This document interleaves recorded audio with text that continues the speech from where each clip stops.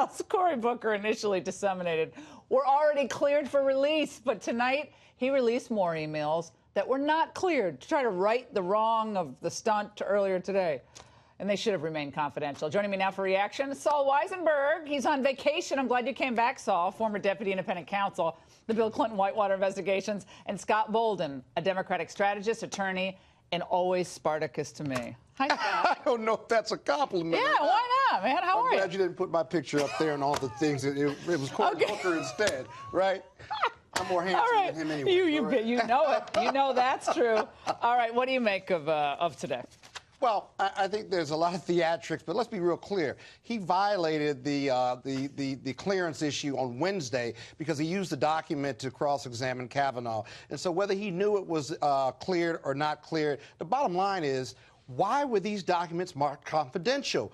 I mean, if you look at the documents that they used, there was no personnel, there was no national security interest. That's why the Dems were complaining about, one, they had a document dump, and many of these are being withheld by the Bush lawyers. And yet, if you look at them, there's nothing confidential about them at all. And that's fundamentally wrong. What do the Republicans want to hide? What don't they want the Democrats to see? What don't they want America to see about Kavanaugh? Saul, this is what Anderson Cooper tonight asked Cory Booker about this whole thing on Spartacus when the emails were released and cleared earlier in the day. Let's watch. Was that just a stunt? Well, I mean, the amusing thing about that is what Cornyn first said is he threatened me. He threatened me with expulsions. So according to Cornyn's rules, it's a lot of talk, a lot of bluster right now. I am breaking the rules. But I was raised and taught that an unjust law, you almost have an obligation to stand against it. Last night I broke the rules before then they scrambled to release the document, but I continue to release documents. I've released 20 so far that they have not cleared. I am breaking the rules. I am breaking a sham rules. Saul, what's the point here? I mean, what is the point of this? I mean, you've been around. You've seen how these things go down. I mean, Ruth Bader Ginsburg's documents from when she was at the ACLU were not even requested, I don't believe, by anyone, not sought, not released. What's going on here with the Cory Spartacus moment? Oh, he's just incredibly brave, Laura. I can't really fathom why you're so cynical. He's just Gandhi and Martin Luther King rolled into one. I think a couple of things are going on here. Number one, he's running for president, as several people have pointed out, and he wants to be a hero to the loony left Democratic base, which is just as wacky as some of the people on the Republican right-wing base. All of us aren't loony. All of the left isn't loony. Okay, right. Okay, sorry, I didn't mean the quasi-loony Democratic left-wing base that Scott is a member of. He's back from vacation. Saul's back from vacation. He's ready to rumble. Okay, so, and the other thing is, I mean, the whole thing is a farce. It's theater, and it's trying to find that gotcha moment. They know they don't have the votes to defeat Brett Kavanaugh. They know not only is he a stellar candidate, but he has probably the most extensive written record of anybody who's ever been nominated, including they have a video of every speech he's given in the last 12 years at every law school.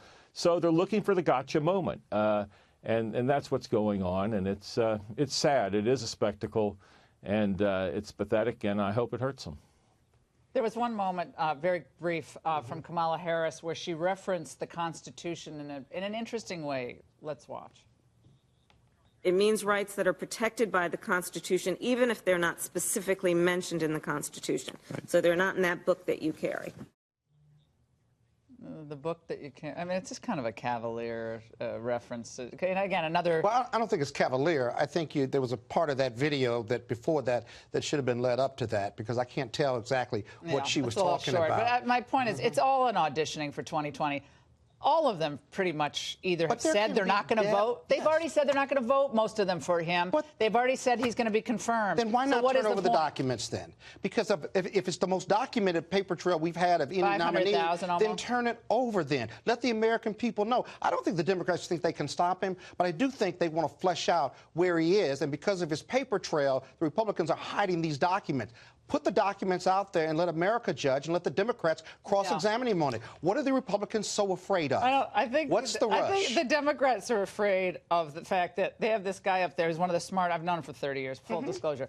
one of the smartest lawyers in America. Probably now one of the super smart, I smartest would judges say. in America. But he should be Unbelievable evaluated like person. everyone And else. his hundreds of opinions, they're all available. That's the most Not important enough. thing. Not He's not about running for those Congress. He's running. Those White House documents, let us see them. But so you think a staff secretary is actually, Yeah. he's working Yeah. for a boss. All right, we're out of time. Gentlemen, thank you so much.